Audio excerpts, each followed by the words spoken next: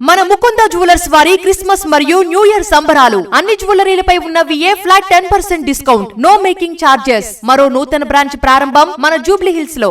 మాదక ద్రవ్యాల అక్రమ రవాణాపై అమెరికా యంత్రాంగం ఉక్కుపాదం మోపుతోంది. డ్రగ్స్ స్మగ్లింగ్ కు పాల్పడుతున్నారనే సమాచారంతో గత 2 రోజుల్లో 5 పడవలను అమెరికా సైన్యం ధ్వంసం చేసింది.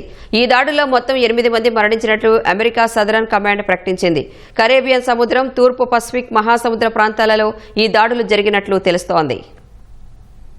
మాదక ద్రవ్యాలను అక్రమ రవాణా చేస్తున్న 5 బోట్లపై గత 2 రోజుల్లో దాడి చేసినట్టు అమెరికా సైన్యం ప్రకటించింది. ఈ దాడుల్లో మొత్తం 8 మంది మృతి చెందారని, పలువురు పడవలపై నుంచి సముద్రంలో దూకి పారిపోయారని తెలిపింది. అందుకు సంబంధించిన ఒక వీడియోను విడుదల చేసిన అమెరికా సదరన్ కమాండ్ ఏ ప్రాంతంలో ఈ దాడులు చేశారన్నది మాత్రం స్పష్టత ఇవ్వలేదు. కరేబియన్ సముద్రం, తూర్పు పసిఫిక్ మహాసముద్రాల్లో ఈ దాడులు జరిగినట్లు సంబంధిత వర్గాల ద్వారా తెలుస్తోంది. ఆ వీడియోలో సముద్రంలో 3 పడవలు సమీపంలో వెళ్తున్నాయి. మంగళవారం మొదటి బోట్పై జరిగిన దాడిలో 3 వ్యక్తులు మరణించారని సదరన్ కమాండ్ పేర్కొంది. ఈ దాడి జరగ్గానే మిగిలిన 2 పడవల్లోని వారు సముద్రంలో దూకి తప్పించుకున్నట్టు తెలిపింది. పడవల మధ్య మాదక ద్రవ్యాల మార్పిడి జరిగినట్లు పేర్కొన్న సదరన్ కమాండ్ అందుకు తగిన ఆధారాలు చూపలేదు.